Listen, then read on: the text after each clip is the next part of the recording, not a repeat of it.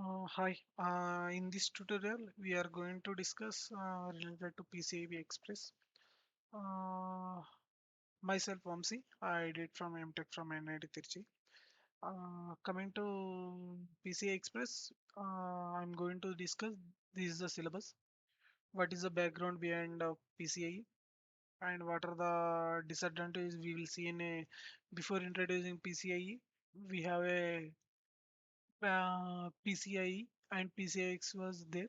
So what are the disadvantages we will see there? What are the main advantages? How to overcome those disadvantages to implement PCIe? PCI is a its layer protocol. So we'll see the each layer and each layer significant. Suppose if you see as a transaction layer, what are the transaction layer significant? How packets will generate? What are the types of packets will generate? What is flow control, what you have QoS, and some ordering rules. Coming to data link layer and file layer, what is the link level and data link layer, what is the significant ACNAC protocols. So all this we will discuss as we go forward. So coming to PCIe, before we go into PCIe, we will discuss some basic definitions. So these definitions is helpful for to pick up the terminologies you will understand easily in PCI. So I will use directly instead of explanation and definitions. I will use these terminologies directly while explanation. So we'll start from the basics. What actually PCI it's kind of protocol. So what is meaning actually protocol? The protocol is a set of rules and procedures for transmitting data between the electronic device such as computers. If you see you have a laptop, you are connected in another device. Let us take as a USB. How interaction is happening? How data transfer is happening from your personal laptop to any USB device or any printer you connected, any mouse, anything, whatever a peripheral device connected, how interaction is happening. So these we'll see in further slides. As of now, understand what actually protocol. These are the rules. Like rules means you will give us some guidelines and some rules like what is the operating frequency, how much data you are going to send, where you want to send. So all these guidelines you will provide through protocols. Why it's needed? Why it's needed? Means it's need to interact with each other. Let us take as one example. I have a one SOC. In this SOC, let us assume I have a four sub blocks, five sub blocks. Let us say. So if you need to get for proper functionality, these blocks need to be interact with each other properly. So without interaction, it's not possible. So we need to design a circuit such a way that we need to get a proper functionality. So this functionality coming from interaction only. That interaction happen through protocols. So this is the main advantage here. So because of this needed, we will use as a protocols. Usually protocols are two types. One will be the on-chip, another one is peripherals. For on-chip, let us use as in SOC. You have a modules, multiple module. So each module need to be interact. On the chip, we will use these protocols. These protocols we call as a on-chip protocols. For example, as a AMBA protocol, AMBA, CHI, these protocols. If you say any peripherals, let us you have a laptop, you are connected USB pin, USB driver, USB port. You connected as a USB through that port. So this is the peripheral. Let us take you have a laptop, you are connected any printer, any any peripheral. Let us take any outside world like a hard disk that is a memory. So if you connect any peripherals through, you will use as a peripheral protocols. Peripheral protocols are two types. First one will be the low speed, second one will be the high speed. For low speed consideration, let us take example as a SPI as a simple example for a low speed consideration. If you see an high speed consideration, we will go with a PCIe, USB, or CXL, Compute Express Link. So these are the protocols for high speed protocols. So in on-chip we have a one limitation is the bandwidth. So due to bandwidth issue, what happened? We cannot increase maximum bandwidth or whatever we want. We will fix the bandwidth such a way that we need to get the proper functionality. Let us take one example. Let us say you want to design any project. So the design frequency need to operate. Let us take example as a 100 megahertz frequency. So you will fix that frequency. You cannot you cannot modify while running the while in the on the fly. You cannot change that bandwidth. So what happen? You are limiting that frequency. 100 megahertz means 100 megahertz frequency. You need to operate that project. That's it. If you see in a peripherals, what happen? How much bandwidth you want, you can able to increase on the fly as well. So this is the main advantage compared to on-chip and peripherals. So because of this, what happened?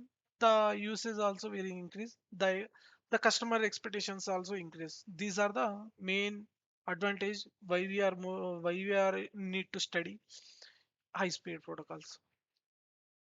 So in this slide, orally, what is protocol? Why it's needed? Types of protocol.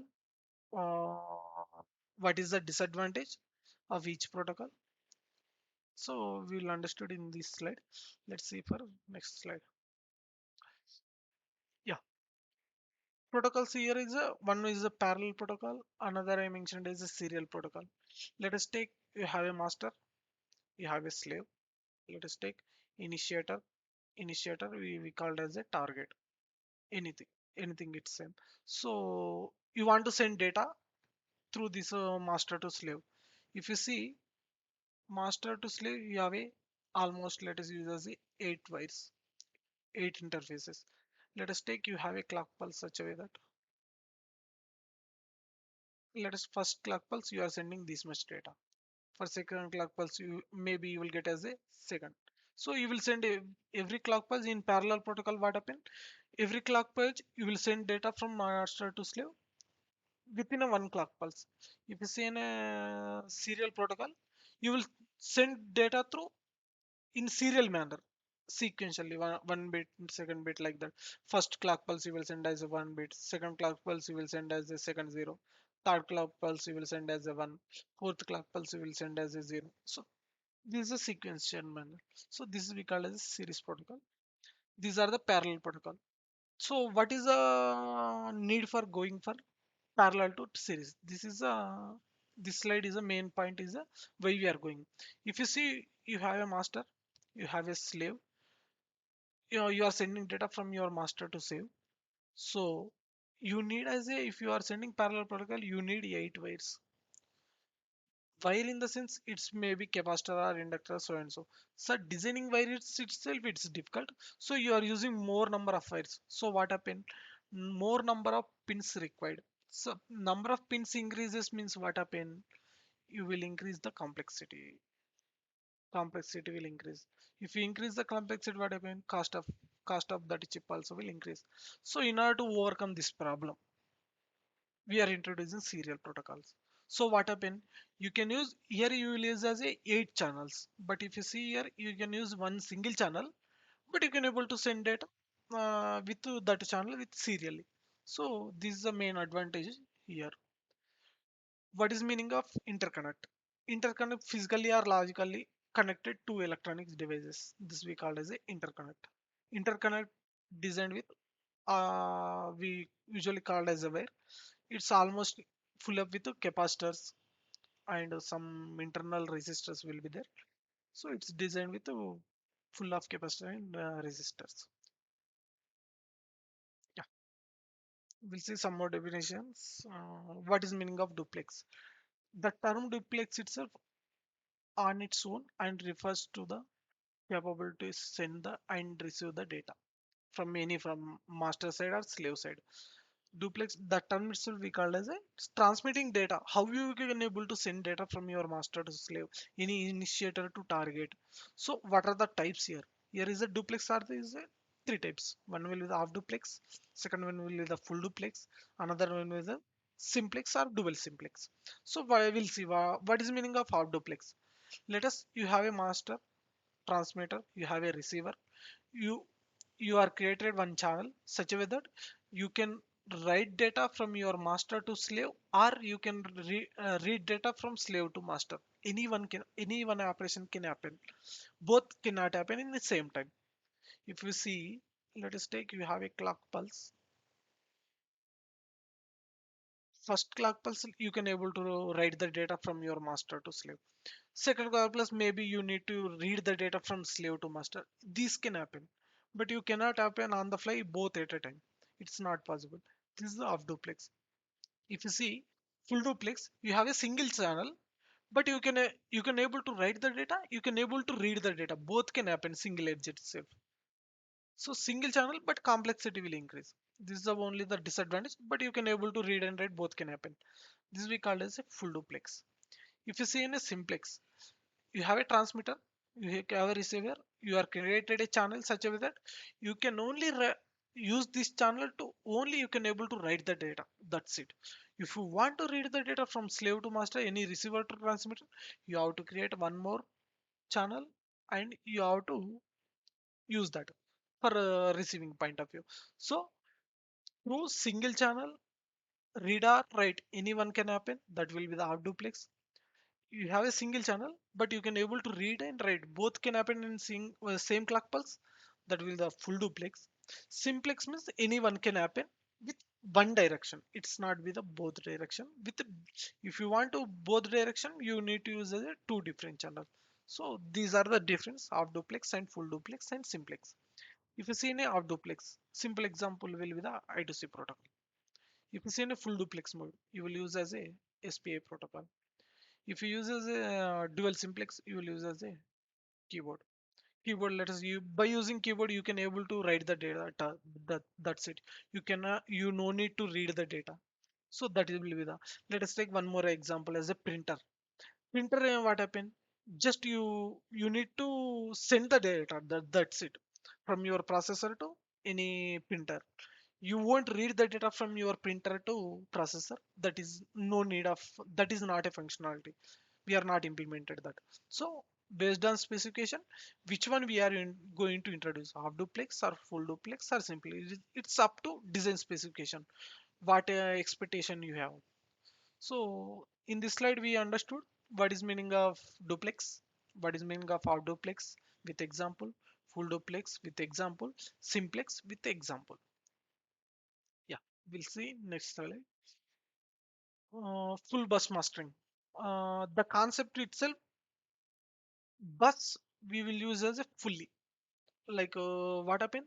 Let us take one example here. Let us. I want to write the data. Let us take one clock pulse here. Let us. I will take one clock pulse. This passage. I want to write data from your processor to this. Let's take as a M2. For next clock pulse, I want to write data here to, yeah, M5 to M1 or like that. So what happened? You cannot initiate both. It's need to be complete this processor transaction, because we have a common bus here. You cannot initiate both at a time. So data will be corrupted. So in order to overcome this problem, what happened? The processor will give transaction instruction to that DMA. So what happened? DMA will do M5 after completion of processor to M1 to processor to M2 transaction is completed. Then after you can try to initiate the transaction from M5 to M1 without processor interference. The data transaction going to happen. So processor initially give us the instruction, just go and do write something data from your M5 to M1. That's it. So what happen? Processor will be the free. Processor will get time, free time. So in that time, processor maybe do other operations. So what happen? If you do processor operation more, the performance will be increases. So for one clock pulse itself, the processor will give instruction to DMA. DMA will take care of the transaction from M5 to M1. No need to wait to see the whether it transaction is happening properly or not. It's all up to DMA will take care. So in that time, what a processor will get time to do the other operations. So speed consideration will increase. This operation we called as a full bus mastering. One more with the arbitration. Arbitration means, let us take, you have a, let's clean here. You have a six modules. Modules is connected to this common interface, a AHB bus.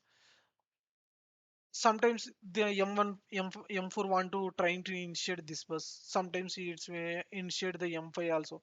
Sometimes processor also initiate. And like both are like three modules are initiated in same time. So which one we need to give as a priority? Whether you want to give as a priority for processor, whether you want to give as a M5 priority or M4. So this we call as a arbitration. So usually we will give as a processor as a high priority. So in that time what happen? Processor will give as a high priority. The giving as a priority point of view. Just we have to give as a priority.